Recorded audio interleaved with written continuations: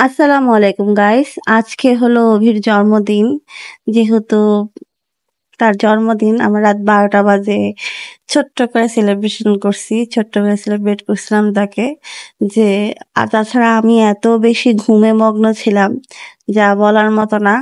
ঘুমের জন্য আমি চোখে দেখি নাই। তারপরে ক্যামেরা ধরে বসে আছি। পরে ওরা বাবা, ছোট বোন এবং ও মিলে কেক কাটছে। যাক আমি যেহেতু ক্যামেরাম্যান তাই আমি আর সামনে আসি নাই। দিনটা ছিল 2011 সালের 5/6/2011, রোজ রবিবার রাত 9:20-এ অভির জন্ম হয়। যা হোক, অভি যখন পৃথিবীতে আসে তখন আমার এতটা কষ্ট হয় নাই। আমি খুব বুঝতেই পারি নাই। তাছাড়া মা সবকিছু দেখছে। অভির জন্মটা হয়েছিল নানু বাড়িতে, শিববাড়ি ফিরিঙ্গি বাজার, যে বাড়িতে এখন আর আমাদের নেই। যা হোক, অভিকে জন্মদিনে সেলিব্রেট করার পর রাহা কিছু অনলাইনে প্রোডাক্ট অর্ডার করে। ওই প্রোডাক্টগুলো সে আনপ্যাকেটিং করতেছে।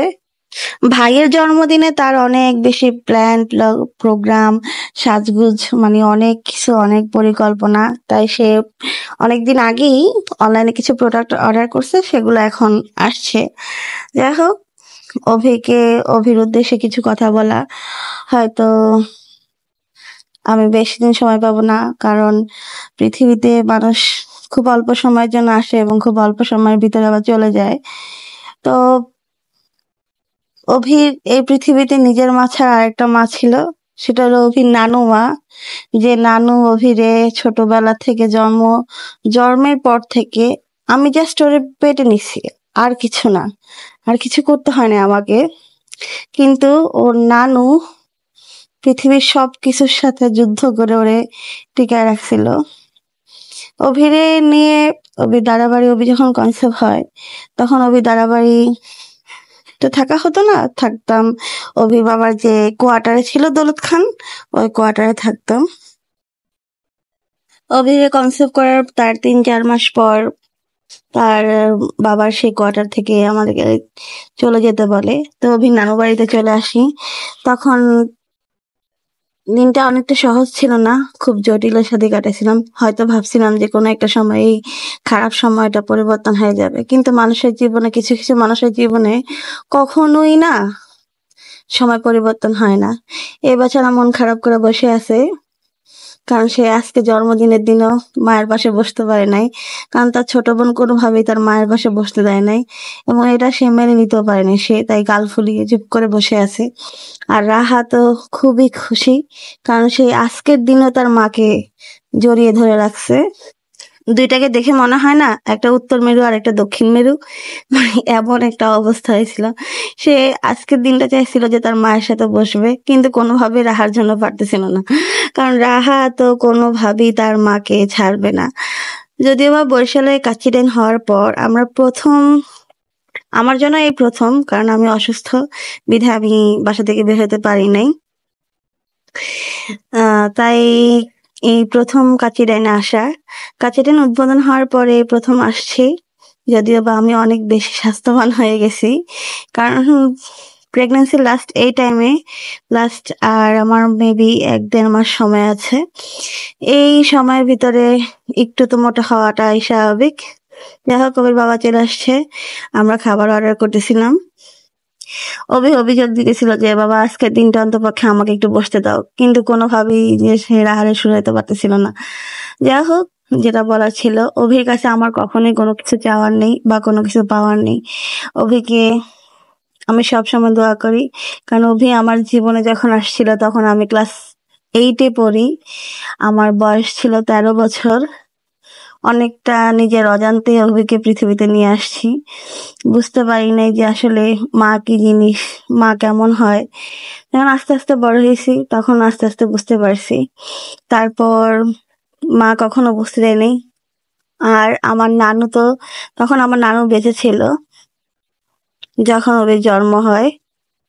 আমার নানু আর অভির নানু মিলে অভিকে এত বেশি যত্ন করে বড় করছে, যা বলে বোঝানোর মতো কোনো ভাষা ছিল না। আর দ্বিতীয় কথা বলতে গেলে, অভির দাদা বাড়ির কখনোই কোনো কিছুতে আমাদের আমি তাদেরকে পাশে পাইনি। তবে হ্যাঁ, অনেক কিছু যখন ভাগ বাটোয়ারা করতে হবে, আপনার যৌতুক দিতে হবে, মানে বিভিন্ন অনুষ্ঠান অকেশন হলে পূজা দিতে হবে, ঈদের সময় ছাগল দিতে হবে, গরু দিতে হবে, তখন ওই নেওয়া ছাড়া আর অন্য কোনো কিছুতে তারা আমরা পাইনি। যাই হোক, জীবনে আমাদের কোরআনেই আছে যে বেঁচে থাকতে হলে কিছু সাদাকা দিতে হয়। আমি মনে করি আমার মা আমার জন্য যে সব টাকা পয়সা পৃথিবীতে ওদেরকে দান করে গেছে, এটার দাবিটা আমি কোনোদিন ছাড়বো না, কারণ আমার মা আমার ভালোর জন্য দিয়ে গেছে, কিন্তু সেটা আমার ভালো কখনোই হয় নাই, ক্ষতি ছাড়া। সুতরাং ওইসব টাকার জন্য হলো আল্লাহ পাক যেন আমার মায়ের বেহেশতে নসিব করে, কারণ পৃথিবীতে ভুল মানুষের পেছনেই আমার মা দান করছে, ভুল মানুষের পেছনেই আমার মা এফোর্ট দিছে শুধুমাত্র সন্তানকে ভালোবাসে, সন্তানের জন্য। এই যে এই ছেলেটার বয়স আজকে 13 বছর, বিশ্বাস করেন যতটা কষ্ট আমি করছি তার চেয়ে 1000 গুণ বেশি কষ্ট আমার মা করছে। ওর জ্বর হলে ওর বড় করা, ওর মুসলমানি, ওকে সর্বদিকে ভালো রাখা, সবকিছুর ভিতরে ওর আরেকটা মা, ওর নানু মা, যে মাটা কোনো কাগজে কলমে থাকে না, কিন্তু সে মায়ের চেয়ে বেশি দায়িত্ব পালন করছে। যাই হোক, অনেক কথা বললাম। অভির কাছে আমার একটাই চাওয়া যে পৃথিবীতে অন্তপক্ষে বাবা তুমি যতদিন বেঁচে থাকো, আল্লাহ তোমাকে যে অবস্থানেই নেক না কেন, তুমি সবসময় ওই মানুষটার জন্য দোয়া করিও, কারণ ওই মানুষটা তোমাকে আমাকে একটু ভালো রাখার জন্য জীবনে অনেক বেশি স্যাক্রিফাইস করছে, অনেক কষ্ট করছে, যে কষ্টগুলা কখনো কাউকে বলতে পারে নাই, বোঝাতে পারে নাই। শুধু সন্তানের জীবনে একটা ভুল সিদ্ধান্তের কারণে মানুষটা কখনো আমার সুখ দেখে যেতে পারে নাই।